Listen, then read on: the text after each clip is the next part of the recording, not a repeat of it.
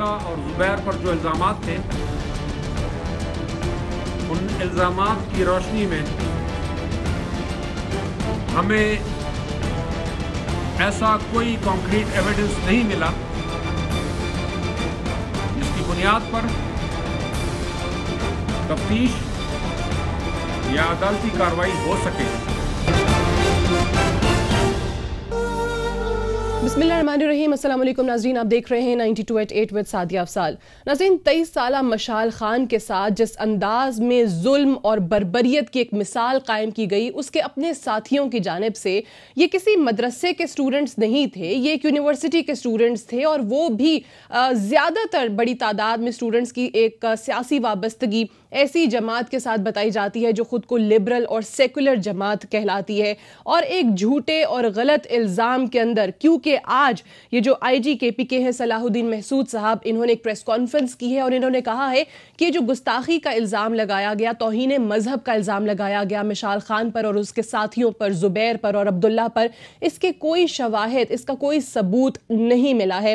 اور آج یہ بھی بتاتے چلیں کہ اس کا جو ساتھی ہے عبداللہ، اس نے جو عدالت کو اپنا بیان ریکارڈ کرایا ہے، اس میں اس نے یہ بات کی ہے کہ جو وجہ تنازع بنا وہ اس کا خیبر ٹی وی کو دیا جانے والا ایک انٹرویو تھا، اور یہ سٹوڈنٹس آلریڈی مظاہرہ کر رہے تھے، احتجاج کر رہے تھے اپنی انتظامیہ کے خلاف، اور اس کا احتجاج یہ بھی تھا کہ بہت سارے ایسے اساتذہ ہیں جو کہ ایک وقت میں دو بلکہ تین عہدوں پر بھی فائز ہیں، وائس چانسلر وہاں پر موجود نہیں ہے، اور انتظامیہ کو یہ بات جو ہے وہ کچھ خاطر جو ہے وہ اچھی نہیں لگی ہے، اور اس حوالے سے اس کے خلاف کارروائی کی بھی بات کی گئی۔ عبداللہ یہ کہتا ہے کہ مجھے انتظامیہ نے بلا کر یہ کہا کہ مشال خان کے خلاف بلاسفیمی کے حوالے سے بیان دیا جائے، اور جب میں نے ان سے انکار کر دیا تو پھر میرے خلاف کارروائی کی بھی مجھے دھمکی دی گئی۔ یہ تمام چیزیں ہیں، اور یہاں پر کے پی کے کی پولیس کو بھی کریڈٹ جاتا ہے کہ جس تیزی کے ساتھ وہ اس انویسٹیگیشن کو سامنے لے کر آ رہے ہیں۔ آج کے پی کے جو آئی جی ہیں انہوں نے یہ بھی بات کی ہے کہ کل تمام ڈیٹیلز جو ہیں وہ سپریم کورٹ میں بھی جمع کرائیں گے، کیونکہ سپریم کورٹ نے اس حوالے سے از خود نوٹس بھی لیا ہے۔ لیکن سوال یہی ہے کہ جس معاشرے کے اندر آپ کا ایک تعلیم یافتہ طبقہ جو ہے وہ قانون کو اس انداز میں اپنے ہاتھ لینے لگے، اور ریاست جو ہے ان سے بھی سوال ہونے لگیں کہ وہ بھی بہت ساری جگہوں پر پہلے اس قانون کے موجود ہونے کے باوجود کیوں ریاکٹ نہیں کر پائی، اور یہ لوگوں کو حوصلہ کیسے مل جاتا ہے کہ کسی کو اس انداز میں قتل کریں، اس پہ گولیاں برسائی گئیں، اس کی لائف لیس باڈی کو جس انداز میں ووڈن پلانکس کے ساتھ، لکڑی کے ساتھ، اور نہ جانے کس انداز میں جو ہے مارا پیٹا گیا۔ اس سے زیادہ بربریت اور ظلم کی مثال ہم کیا دے سکتے ہیں۔ سب سے پہلے آپ کو وہ دکھاتے ہیں خیبر ٹی وی کا انٹرویو جو کہ مشال خان نے دیا تھا، اور جس حوالے سے بتایا جاتا ہے کہ اصل تنازع یہاں سے شروع ہوا تھا۔ جی، زه مشال خان د جرنالیزم د ډپارټمنټ سټوډنټ یم، او زه به نن تاسو سره خبرې وکړم په دې مسلو باندې په یونیورسټۍ کې چې کوم آنګوینګ اکټیویټیز روان دي، او په دې باندې کوم د سټوډنټانو احتجاج دی یا د خپل یو خفګان لري د یو ټیچران نه، د هغې وجه دا ده، مین ریزن یې دا دی چې تقریبا په 20 مارچ باندې زموږ وایس چانسلر احسان صاحب تللی، ډاکټر احسان صاحب، او د هغې نه بعد زموږ وایس چانسلر نه دی راغلی. نو لومبۍ خو زموږ د سټوډنټانو دا مطالبه ده چې موږ ته خپل پرو وایس چانسلر راکړي، که نه چې کوم زموږ خپل وایس چانسلر چې هغه زموږ کوم لکه مثلا زموږ اوس ډیګری دي، نو هغه ډیګری زموږ ولاړ دي بیکاز د هغه د ساین موږ ته ضرورت دی. نو موږ ته دا پکار دی، لکه د ایډمنسټریشن له دا پکار دی چې دی موږ ته پرو وایس چانسلر راکړي او دا مسله زر تر زر دی حل کړي. د دې خلاف زموږ ملګرو چې کوم دی نو سټرایک کړی دی، او هغه سټرایک په تورو سی انجي سره دی خپل کیمپ لګولی دی. نو هغې دپاره هم څوک نه راځي، د هغې ریزن دا دی چې دا هر یو کس چې کوم دی نو غل دی. په دې کې داسې پروفیسرز دي یا داسې کسان دي چې په دو عهدو باندې چې کوم دی نو فایز دي، هغه لکه دا څنګه کیدی شي کوم قانون دی چې په 2 عهدو باندې یو کس چې کوم دی نو فایز دی، یا یو کس چې کوم دی نو هغه دومره زیات عهدې سنبالوي، 2 او 3 عهدې پکې هم څوک سنبالوي. نو موږ د دې خلاف راوتي یو، او د هغې نه علاوه چې کوم دی نو فیسونو خلاف به زه دا خبره وکړم چې فیسونه په نورو یونیورسټو کې سرکاري یونیورسټي ده، او په نورو سرکاري یونیورسټو کې 10,000 10,000 5,000 7,000 روپۍ فیس دی، او دلته 25,000 روپۍ فیس دی. نو دا یو ظلم روان دی، او د میډیا په ترو باندې موږ دا خبره کول غواړو چې زموږ دا مسایل حل شي. تو یہ مشال خان کی وہ باتیں تھیں جو کہ انتظامیہ کو کچھ خاص پسند نہیں آئی تھیں، کہ جس میں فیسیں زیادہ لینے کے حوالے سے، اساتذہ کے 2 2 3 3 عہدے رکھنے کے حوالے سے اس نے بات کی تھی اور احتجاج ریکارڈ کرا رہا تھا. اور یہی بات اس کے دوست عبداللہ نے بھی کی ہے کہ یونیورسٹی کی انتظامیہ نے میرے پہ دباؤ ڈالا تھا کہ مشال خان کے خلاف میں بیان دوں. ابھی تک جو تحقیقات چل رہی ہیں اس میں 22 افراد کو گرفتار کر لیا گیا ہے, اور تحقیقات کے اندر امام مسجد جنہوں نے مشال خان کی نماز جنازہ پڑھانے سے بھی انکار کر دیا تھا, اور ایک وہ امام مسجد بھی جنہوں نے بغیر کسی ثبوت کے توہین مذہب کے الزامات اس پر لگائے تھے اور لوگوں میں انتشار اور ایک نفرت اشتعال جو ہے وہ بھی پیدا کیا تھا مشال خان کے خلاف. ان کے خلاف بھی کارروائی ہو رہی ہے. آج اسی حوالے سے ہم بات کرتے ہیں. پہلے مہمانوں سے آپ کا تعارف کروا دوں. اسلام آباد اسٹوڈیوز میں ہمیں عائشہ گلالائی جوائن کر رہی ہیں, MNA ہے پاکستان تحریک انصاف سے. بہت شکریہ آپ کی تشریف آوری کا. علامہ امین شہیدی صاحب ہمارے ساتھ موجود ہیں, سینئر وائس چیئرمین ہیں مجلس وحدت المسلمین کی. آپ کی تشریف آوری کا بھی علامہ صاحب بہت شکریہ. بیرسٹر علی ظفر صاحب لاہور میں ہمارے ساتھ موجود ہیں, سینئر آئینی اور قانونی ماہر ہیں اور سابق صدر ہیں سپریم کورٹ بار ایسوسی ایشن کے. بیرسٹر صاحب آپ کو بھی خوش آمدید کہتے ہیں, بہت شکریہ. لیکن بات کا آغاز ہم کریں گے سوابی میں. اس وقت ہمیں مشال خان مرحوم کے والد اقبال خان صاحب اور ان کی بہن چھوٹی بہن صبا اقبال نے بھی جوائن کیا ہے. السلام علیکم اقبال خان صاحب. وعلیکم السلام بی بی صاحبہ. اقبال خان صاحب, سب سے پہلے تو ہماری طرف سے, ہماری ٹیم کی طرف سے, ہمارے پروگرام کے تھرو, اس کے توسط سے ہم آپ سے تعزیت کرنا چاہیں گے مشال خان کی جس انداز میں اس کا قتل کیا گیا ہے. یقین مانیے ہمارے پاس الفاظ نہیں ہیں اس کی مذمت کرنے کے. بحیثیت والد آج کی جو ڈیولپمنٹ ہے, جو کہ IG KPK نے بتایا ہے کہ کوئی شواہد نہیں ملے توہین مذہب کے اس کے خلاف, یونیورسٹی کی انتظامیہ جو ہے وہ بھڑکاتی رہی, یہ اس کا دوست عبداللہ کہتا ہے. آپ کیا کہیں گے کہ پھر آخر ہوا کیا؟ یہ کیوں اتنا تنازعہ بڑھ گیا؟ مشال کے خلاف کیوں ہو گئی یونیورسٹی کی انتظامیہ اور یہ تمام لڑکوں کو بھڑکایا گیا؟ ربانی بی بی صاحبہ, اصل میں تو یہ آہستہ آہستہ جو ہے نا یہ بات واضح ہوتی جا رہی ہے, اور آپ کے کہنے کے مطابق یا عبداللہ نے جو بتایا ہے بات اور بھی واضح ہو گئی. اور ادھر جو ہمارے پاس اطلاعات آتے ہیں, اسٹوڈنٹس آتے ہیں اس یونیورسٹی کے, تو وہ جو کچھ بتاتے ہیں تو وہ کہتے ہیں کہ مسئلے کا سب سے بنیادی جڑ جو ہے وہ اس یونیورسٹی کے اندر ہے, اور جس کے طرف مشال خان نے بھی وہ خیبر TV کو جو دیا گیا انٹرویو ہے اس میں بھی اشارہ کیا, یا اس اور ساتھیوں نے بھی کیا ہوگا. لیکن اب جو اور باتیں آ رہی ہے تو بعض لڑکے اربوں کی کرپشن کی بات کر رہے ہیں. ہاں جی, تو بنیادی مسئلہ یہ ہے. اور ایک لڑکے نے ابھی تک یہ کہا کہ یہ چیز بالکل ویسے جو ہے نا کوئی جو ہے نا اس قسم کی بات نہیں ہے کہ وہ پیغمبر اسلام کے خلاف بات کرے, لیکن انہوں نے یہ من گڑت کہانی ان کے سروں پر اس لیے پھینکی ہے اور اس کو راستے سے ہٹا رہے تھے کیونکہ یہ انتظامیہ یا اس کا جو سسٹم ہے اندر جو لوگ ہیں یہ سارے کرپٹ ہیں. ہم کو ادھر لوگ آتے ہیں, بلکہ ایک رسپانسبل آدمی ابھی آیا ہمارے پاس جو بہت ذمہ دار آدمی ہے, ابھی ہم اس کا نام نہیں لے سکتے. اس نے یہ کہا کہ بس ویسے جو ہے نا ہم گئے اور ادھر ادھر گڑبڑ کرتے ہیں, مطلب یہ کہ ایسی بات ہے. تو ہمارا یہ مطالبہ ہے کہ یہ لوگ نے اپنے انٹرویو میں بھی بتایا یہ جو انتظامیہ جو کچھ کر رہی ہے, اور انتظامیہ اسی احتجاج پہ, اسی اس کے موقف پہ نالاں بھی تھی مشال خان سے. لیکن مجھے یہ بتائیے گا کہ ابھی ہم مشال خان کا, کیونکہ وہ فیس بک ID کے حوالے سے کافی بات چیت چل رہی ہے, سوشل میڈیا بھی اس کو دکھا رہا ہے, تو مشال نے پچھلے برس دسمبر میں یہ اپنا سٹیٹس بھی ڈالا تھا کہ کسی نے میری فیک فیس بک ID بنائی ہوئی ہے اور وہاں پہ وہ غلط باتیں مجھ سے منسوب کر کے کر رہا ہے, اور میرے دوستوں میں سے ہی مجھے لگتا ہے کہ وہ کوئی ہے, اور میرا ایک نیگیٹو امیج جو ہے وہ پورٹرے کرنے کی اس فیس بک ID کے تھرو کوشش کی جا رہی ہے.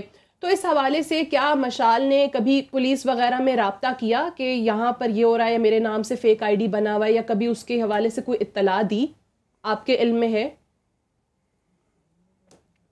ہم کو تو کوئی نئی اطلاع دی تھی. ہمارے پاس تو جو آتا تھا تو کہتا تھا میں بہت خوش ہوں.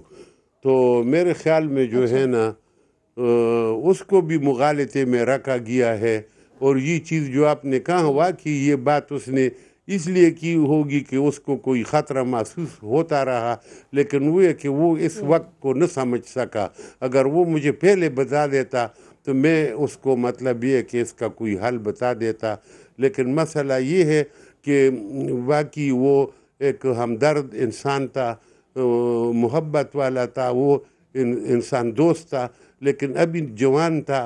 तो मतलब ये है कि उसको इन दरिंदगी का पीछे से जो मुहज़्ज़िब दरिंदे है इसका तो कोई पता नहीं था बीबी साहिबा कि यार ये लोग हाँ जी इस तरह करेंगे थोड़ी सी सच्चाई पर।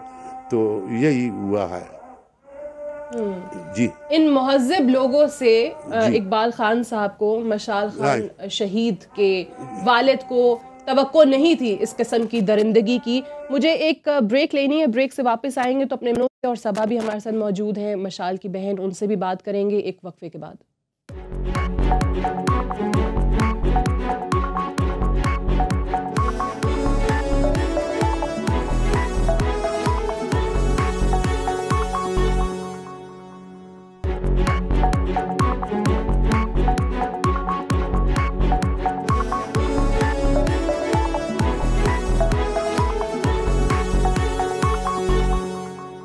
Welcome back. प्रोग्राम में एक बार फिर से खुश आमदीद। मशाल खान के साथ जिस अंदाज में मुहज़्ज़िब लोगों ने दरिंदगी का मुजाहरा किया, ये उनके वालिद अभी हमें ब्रेक पे जाने से पहले बता भी रहे थे।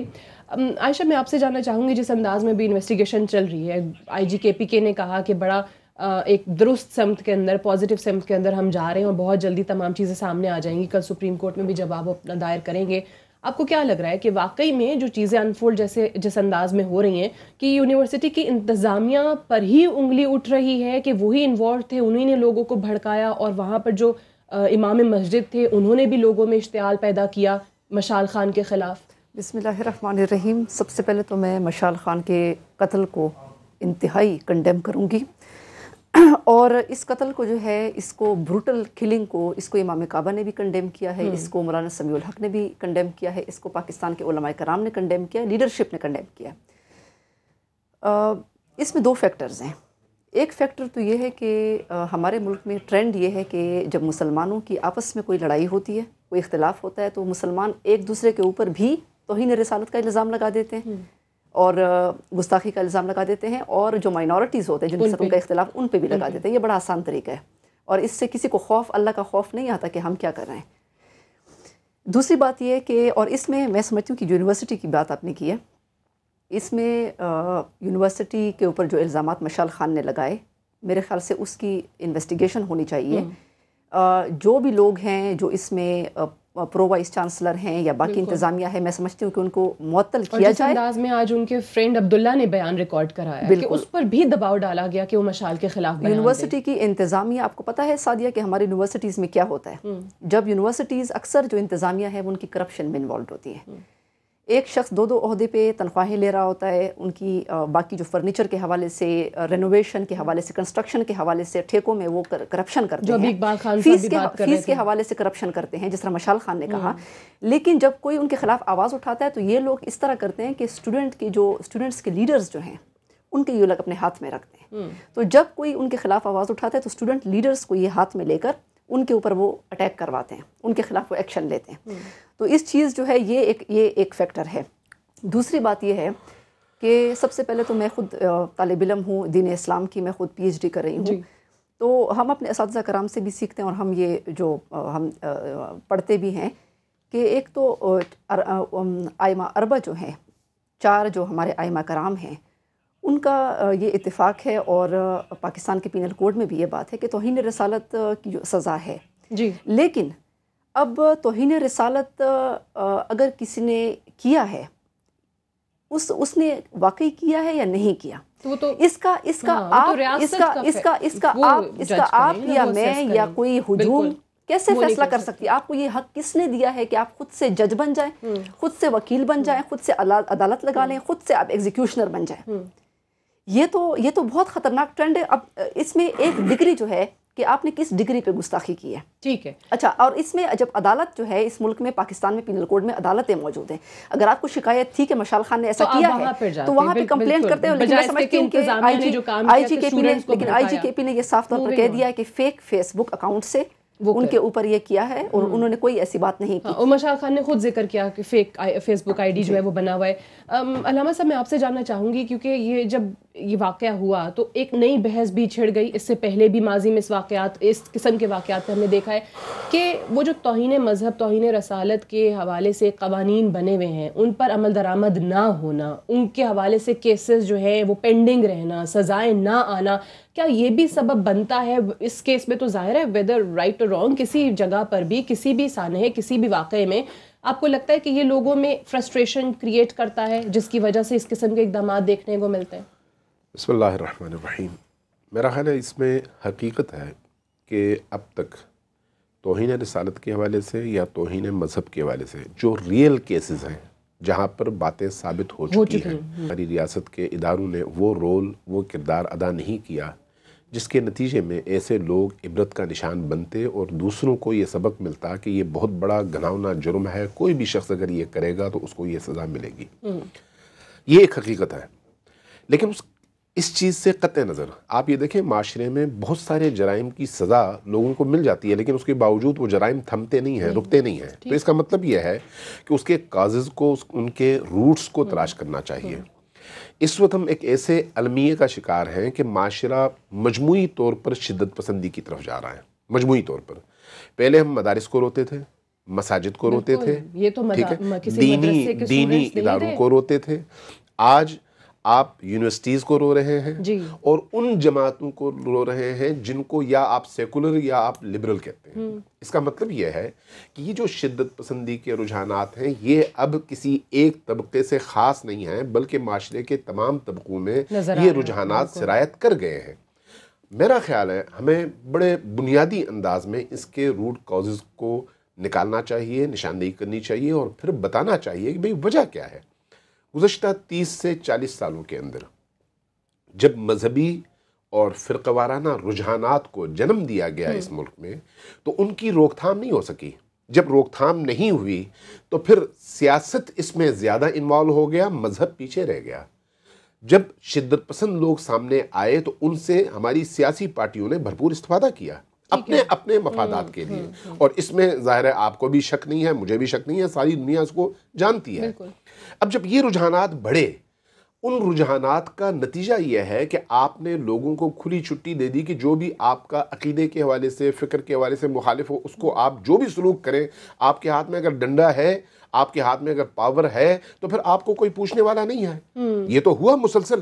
کچھ گروہ نکلے دوسروں کی عبادت گاہوں کو نشانہ بنانے لگے, مسیحی آبادیوں کو جلایا گیا, مسیحی جوڑوں کو زندہ جلا دیا گیا, جو ہے وہ ہر جگہ سرایت کر رہا ہے. یعنی اس کا مطلب یہ ہے, میں جو نتیجہ نکالنا چاہ رہا ہوں وہ یہ ہے کہ جب ریاست ان معاملات کو ہینڈل کرنے میں سنجیدگی کا مظاہرہ نہ کرے اور اپنی ریٹ قائم نہ کرے تو اس کا نتیجہ پھر یہی نکلتا ہے, پورا معاشرہ اس کی لپیٹ میں آ جاتا ہے. آج ہم یہی دیکھ رہے ہیں. بیرسٹر صاحب یہ جس طریقے سے علامہ صاحب نے بھی بات کی, عدم برداشت ہمیں نظر آ رہی, شدت پسندی جو ہے وہ بڑھتی چلی جا رہی ہے.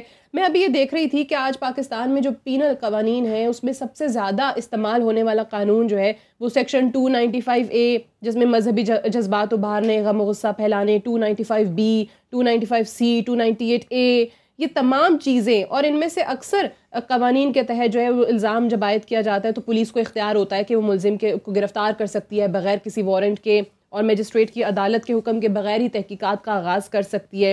یہ کیا وجہ ہے, آپ کو کیا وجہ نظر آتی ہے کہ اس قانون کا استعمال جو ہے وہ اتنا زیادہ ہے بحیثیت لائر, بحیثیت وکیل؟ کیا وہ عوامل ہیں, کیا وہ محرکات ہیں جو آپ دیکھتے ہیں؟ لیکن جی سب سے پہلی بات تو ایک چیز ہمیں بالکل کلیئر ہونا چاہیے کہ اس وقت ہمارا معاشرہ جو ہے وہ ایک بہت عجیب و غریب موڑ پہ کھڑا ہے جہاں mob violence, justice on the streets, لوگوں کا خود قانون کو اپنے ہاتھ میں لینا یہ ایک معمول بن گیا ہے. آپ دیکھیں کہ 2012 میں کیا ہوا, 2013 میں کیا ہوا, ہر پروونس ہر جگہ یہ ہو رہا ہے. اور یہ جو کوئی قانون, کوئی آئین, کوئی مذہب, کوئی معاشرہ, کوئی سول سوسائٹی اجازت نہیں دیتی کہ آپ کسی کو الزام لگائے بغیر یا الزام لگا کے ٹرائل کے بغیر خود ہی اس کو آپ اس بری طرح قتل کریں. ایک انوسنٹ آدمی, ایک بے گناہ شخص, ایک بچہ ہمارا یونیورسٹی میں پڑھ رہا ہے, اس کو آپ بے دردی سے مار دیں, یہ تو پوری انسانیت کا قتل ہو رہا ہے. اور یہ معاشرے میں اس لیے پھیلایا جا رہا ہے کیونکہ ہمارا ایجوکیشن سسٹم جو ہے بالکل فیل ہو گیا ہے. ہم نے جو پرائمری اور سیکنڈری ایجوکیشن ہے اس میں یہ ٹالرنس جس کی آپ بات کر رہی ہیں, جس میں ڈیبیٹ, جس میں بحث, جس میں ایک دوسرے کا خیال رکھنا, جس میں امن, پیس, یہ ساری چیزیں سکھانا ہم نے بند کر دی ہیں. کیونکہ ہم کہتے تھے کہ جی یونیورسٹیز میں تو چلیں آپ ایجوکیٹ کریں گے تو یہ ساری چیزیں ختم ہو جائیں گی, وائلنس ختم ہو جائے گی, دہشت گردی ختم ہو جائے گی. یہ یونیورسٹی میں ہوا ہے واقعہ, اور یونیورسٹی میں واقعہ ہونے کا مطلب یہ ہے کہ جن بچوں نے کیا ہے وہ بچے سب سے زیادہ تعلیم یافتہ ہیں اس ملک میں. تو یہ اتنا ایک برا اثر اس کا پڑے گا پورے معاشرے پہ, اور پڑ رہا ہے.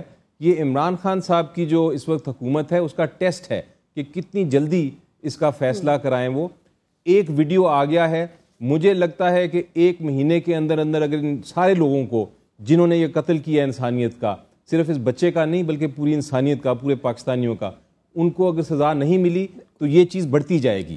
ہوا یہ ہے کہ جب بھی آپ مذہب کی بات کرتے ہیں تو باقی لوگ چپ ہو جاتے ہیں. ہمارے جیسے لوگ نے جس طریقے سے مشال خان کا قتل کیا ہے اتنے بہیمانہ انداز میں, یہ ہماری ریاست کے لیے ایک امتحان ہے.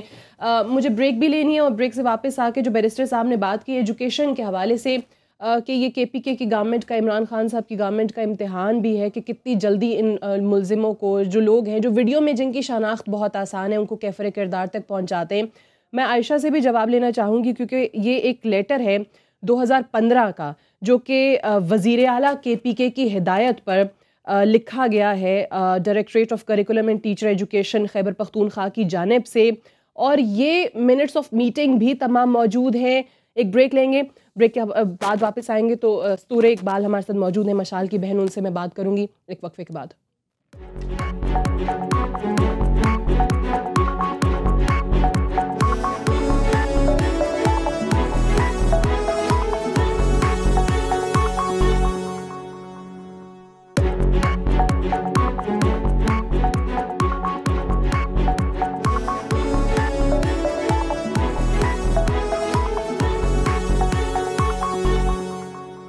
جی ویلکم بیک. پروگرام میں ایک بار پھر سے خوش آمدید. مشال خان کے حوالے سے ہم یہ پروگرام کریں, اور ڈیورنگ بریک جو ہے وہ اسی کیس کے حوالے سے ایک بڑی ڈیولپمنٹ آئی ہے کہ جو اس کیس کا مرکزی ملزم ہے وجاہت, اس نے اعتراف جرم کر لیا ہے.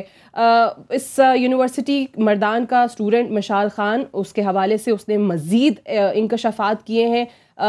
وجاہت اس کا نام ہے, اور یہ کہتا ہے کہ وجاہت یہ میجسٹریٹ کے سامنے اس نے اپنا بیان ریکارڈ کرایا, اور یہ کہہ رہا ہے کہ تمام واقعے کی ذمہ داری جو ہے وہ یونیورسٹی انتظامیہ پر ہے. اس ملزم وجاہت نے اپنے اعترافی بیان میں کہا ہے کہ مجھے یہ کام کرنے کے لیے یونیورسٹی انتظامیہ نے کہا تھا. انتظامیہ نے 13 اپریل کو چیئرمین آفس میں بلایا, جہاں سے 15 سے 20 لوگ جو ہیں وہ موجود تھے. چیئرمین آفس میں انتظامیہ کے علاوہ جو پروفیسر ہیں ضیاء اللہ, اسفندیار, انیس, سپرنٹینڈنٹ ارشد اور ایک کلرک سعید اور ادریس وہاں موجود تھے. اور وجاہت یہ کہہ رہا ہے کہ یونیورسٹی انتظامیہ نے مجھے کہا کہ تم یہ کہو کہ مشال اور اس کے ساتھیوں نے توہین رسالت کی ہے. یونیورسٹی انتظامیہ کے کہنے پر مشال اور ساتھیوں کے خلاف میں نے تقریر کی. اگر مجھے اس سازش کا پتہ ہوتا تو میں یونیورسٹی میں نہ آتا. تو ستورے میں آپ کی طرف آنا چاہوں گی. یہ تو آئی تھنک جو ہم بات کر رہے تھے, اور جو آپ کے والد صاحب بھی بات کر رہے تھے کہ یونیورسٹی انتظامیہ کی کرپشن یا کوئی اور ریزنز یا جن وجوہات کی بنا پر مشال جو ہے وہ ان کے خلاف پروٹیسٹ کر رہا تھا. تو یہ آپ کیا کہیں گی اس بیان پہ جو مرکزی ملزم وجاہت اس نے اعتراف جرم کر لیا ہے اور ساری ذمہ داری انتظامیہ پر, یونیورسٹی کی انتظامیہ پر ڈالی ہے؟ جی بسم اللہ الرحمن الرحیم. السلام علیکم.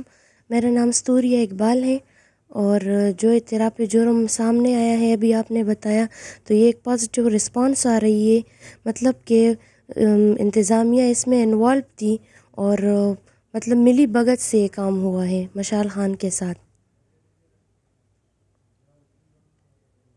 اچھا مجھے یہ بھی بتائیے گا, جس طرح ہم اقبال خان صاحب سے بھی بات کر رہے تھے کہ وہ جو فیک اکاؤنٹ تھا جس کا ذکر مشال نے کیا بھی, اور اس کے بعد یعنی لگ رہا ہے نا کہ کوشش اور ایک سازش بڑے لمبے عرصے سے چل رہی تھی, اس کا نیگیٹو امیج پورٹرے کرنے کی کوشش کی گئی سوشل میڈیا کے تھرو, پھر انتظامیہ نے لوگوں کو اس بلوے کے لیے تیار کیا, اس پر جھوٹا الزام لگانے کے لیے تیار کیا. آپ سے کبھی ذکر کیا مشال نے کہ اس قسم کی سچویشن یونیورسٹی میں چل رہی ہے, یا مجھے کوئی تھریٹس آ رہے ہیں, یا میرے حوالے سے یہ باتیں باہر پھیلائی جا رہی ہیں؟ نہیں جی, میں تو خود فیس بک یوزر نہیں ہوں, تو مجھے تو اس کے بارے میں کچھ پتہ نہیں تھا. ابھی جو میڈیا والے کہہ رہے یا اور ذرائع سے ہمیں خبر مل رہی ہے کہ ان کے خلاف ایک آئی ڈی بنائی گئی تھی, تو آئی تھنک کہ یہ بنائی گئی تھی, لیکن مجھے خود کبھی انہوں نے یہ نہیں بتایا کہ میرے خلاف یہ بن رہا ہے یا یہ سازش ہو رہی ہے. لیکن جب بھی میں ان سے پوچھتی تھی تو وہ کہتا تھا کہ نہیں, میں تو خوش ہوں, یونیورسٹی میں سب لوگ میری عزت کرتے ہیں.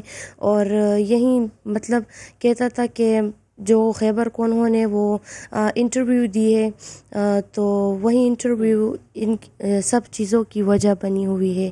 لیکن فیک آئی ڈی کے بارے میں یا ایسی باتیں انہوں نے کبھی نہیں کی تھی, کیونکہ میں بھی اس انٹرویو کا ذکر کیا بیکاز ایک چیز تو کلیئر ہے کہ جس انداز میں وہ مختلف چیزوں کے حوالے سے ووکل رہے ہیں, بات کرتے رہے ہیں, ایک اسٹوڈنٹ کے لیے اپنی یونیورسٹی کے ایڈمنسٹریشن کے حوالے سے یہ تمام چیزیں سامنے لانا, ان کا پول کھولنا بڑی بات ہے. تو اس حوالے سے بھی, اس کانٹیکسٹ میں بھی کبھی ذکر نہیں کیا کہ یہ چیز انتظامیہ کو پسند نہیں آئی, یا مجھے اساتذہ نے یہ کہا, انتظامیہ نے یہ کہا؟ نہیں جی, یہ نہیں بتایا تھا. گھر میں تو کسی کو یہ بات نہیں پتہ تھی, یہ تو بھی پتہ چلی ہے. مطلب میڈیا والوں سے یہی اطلاع ملی کہ ان کے خلاف یہ سب ہو رہا تھا, لیکن وہ خاموش تھا, انہوں نے کچھ نہیں کہا اس بارے میں. مطلب ہم پوچھتے بھی تھے, ہمارے گھر والے بھی پوچھتے تھے کہ مشال خان کوئی پرابلم تو نہیں ہے یونیورسٹی میں, وہ کہتا تھا کہ نہیں کوئی پرابلم نہیں ہے. تو اب اس کے بعد ہم کیا کہہ سکتے ہیں. لیکن ٹھیک ہے, میں اقبال خان صاحب, مشال خان کے والد سے ایک چھوٹا سا کامنٹ لے کر پھر باقی مہمانوں کی طرف آتی ہوں, کیونکہ یہ جو ڈیولپمنٹ سر آئی ہے یہ کافی بڑی ڈیولپمنٹ ہے اس کیس کے حوالے سے, کہ جو مرکزی ملزم ہے وجاہت اس نے خود اعتراف جرم کیا ہے.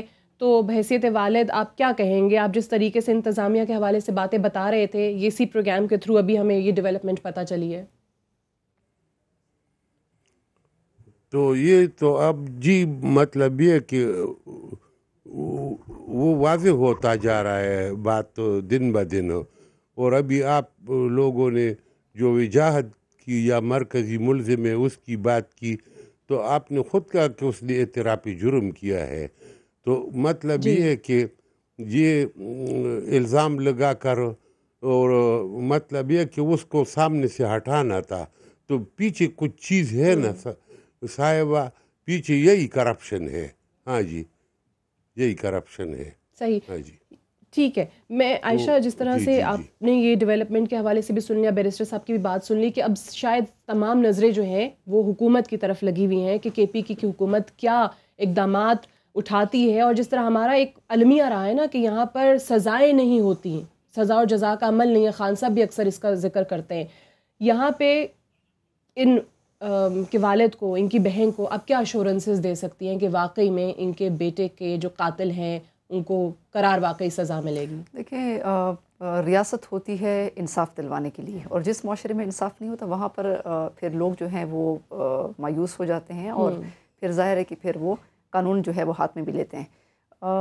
میں سمجھتی ہوں کہ یہ جو اس سے پہلے سیالکوٹ میں بھی ایک واقعہ ہوا, اس میں بھی یہ ہوا, تو لوگوں, کیونکہ وہ سسٹم کا ایک ہے. لیکن مشال خان کے والد صاحب کو میں اور ان کی بہن کو میں یہ ایشورنس دیتی ہوں انشاءاللہ کہ انشاءاللہ جو بھی مرڈررز ہیں آپ کے بیٹے کے, وہ مرڈررز ہیں, اور انہوں نے جو قتل کیا ہے ان کو انشاءاللہ اللہ سزا دے گا, کے پی کے حکومت اور پولیس کے ذریعے سے اور پاکستان کی عدالتوں کے ذریعے سے. اور دوسری بات یہ کہ میں دیکھیں, ایک تو اس قرآن پاک میں اللہ تعالیٰ فرماتا ہے کہ اے مومنو, جب کوئی فاسق تمہارے پاس کوئی خبر لے کر آئے تو اس کی پوری تحقیق کر لیا کرو, ایسا نہ ہو کہ کسی قوم کو تم ناحق تکلیف پہنچا دو اور پھر بعد میں تم پچھتاؤ. تو یہ اللہ تعالیٰ فرماتا ہے. دوسری بات یہ کہ اسلام میں ایک تہمت جب کسی کے اوپر آپ غلط لگاتے ہیں تو اس کی غلط الزام کے اوپر آپ کو سزا 80 کوڑوں کی سزا اور مردود شہادت, یعنی آپ کی شہادت پوری زندگی قبول نہیں ہوتی. اتنی بڑی سزا، اتنی بڑی ڈیٹرنس اسلام نے رکھی ہے کہ آپ غلط کسی پہ الزام نہیں لگا سکتے. توہین رسالت اتنی بڑی چیز کو ہم استعمال کرتے ہیں، بات بات قرآن پاک اٹھاتے ہیں. یہ چیز ہمارے میرے خیال سے اللہ کا خوف بالکل. اس میں آپ کو سادی ایک اور بات یہ بتاؤں کہ دیکھیں اسلام میں جہاں پہ کیپٹل پنشمنٹ انوالوڈ ہوتی ہے تو وہ اتنا آسان نہیں ہوتا کہ آپ جائیں اور اس کو پھانسی پہ چڑھا دیں. اس کے لیے آپ کو پراپر پروسیجر ہوتا ہے. اس میں آپ کو جج جو ہے وہ ڈٹرمن کرے گا. اس میں پہلے تو احناف کے نزدیک جو ہے وہ 2 آپ کے اپرائٹ مسلمس ہوں گے جو وٹنسز ہوں گے.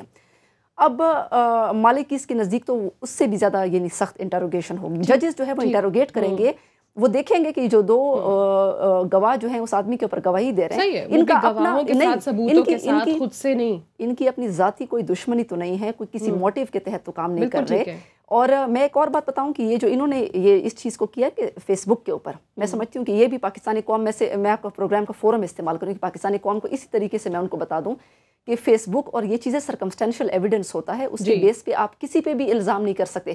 سرکمسٹینشیل ایویڈنس یہ ہوتا ہے کہ جس طریقے سے کہ جس چیز کا اس الزام سے ریلیشن تو ہو لیکن وہ واضح نہ ہو.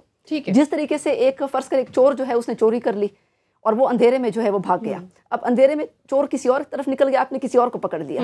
اسی طریقے سے فیس بک جو ہے وہ کوئی ثبوت نہیں ہے. تو میں صرف لوگوں کی انفارمیشن کے لیے بتا رہی ہوں کہ خدا را، اور میں سمجھتی ہوں کہ چاہے گوجرا میں جن کرسچنس کو نشانہ بنایا گیا، چاہے کرسچن کالونی کے لوگوں کو نشانہ بنایا گیا، سب کی انویسٹیگیشن ہونی چاہیے. کوئی بھی مذہب کے نام پہ کسی چیز پہ آپ قانون کو جو ہے قانون کو ریاست کو آپ ہاتھ میں نہیں لے سکتے. میں علامہ صاحب یہ جو ابھی انہوں نے بات کی ہے کہ ٹھیک ہے وہ اچھی بات ہے، ایشورنس ایک ملنی چاہیے ان پیرنٹس کو. ظاہر ہے ان کی تکلیف تو کم نہیں ہو سکتی نا، ان کا بیٹا تو بڑی بے دردی سے مار دیا، قتل کر دیا گیا، لیکن ان کے قاتلوں کو ضرور سزا ملنی چاہیے. یہ جو انہوں نے بات کی ہے کہ توہین رسالت، توہین مذہب، یہ بڑا آسان ہو گیا ہے یہ الزام کسی پہ بھی لگا دینا. آپ کی ذاتی دشمنی آپ کہہ دیں اس نے گستاخی کی ہے، آپ کو اپنا کوئی مفاد حاصل کرنا ہے آپ کہہ دیں گستاخی کی ہے. کیسے اس چیز سے باہر نکلیں گے؟ یہ کیوں ہو رہا ہے؟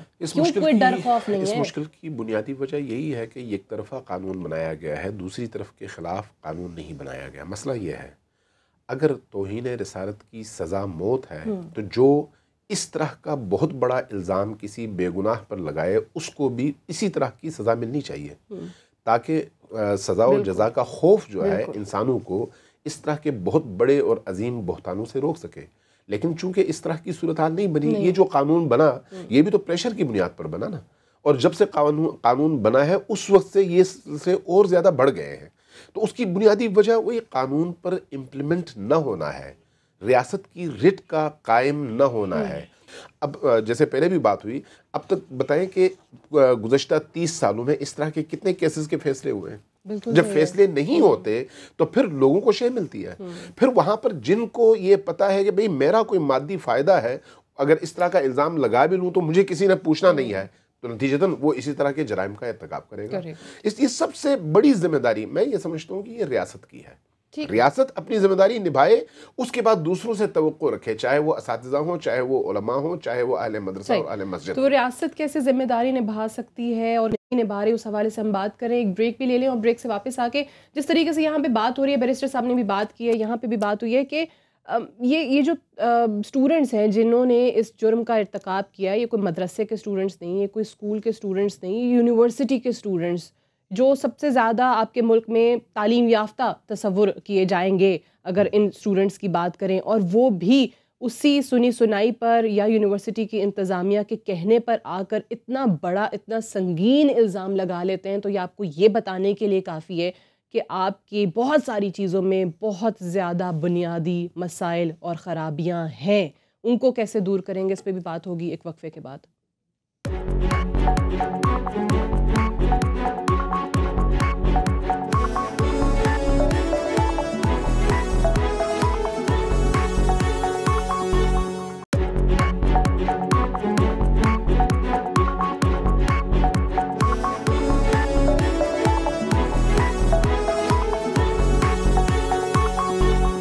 Welcome back. پروگرام میں ایک بار پھر سے خوش آمدید. بیرسٹر صاحب میں آپ سے جاننا چاہوں گی، جو ابھی ہم بات کر رہے تھے اس کیس میں ڈیولپمنٹ کے حوالے سے، کہ یہ تو پھر بڑی تیزی سے گتھی جو ہے وہ سلجھتی جا رہی ہے، ہمارے سامنے تمام حقائق بھی آ رہے ہیں.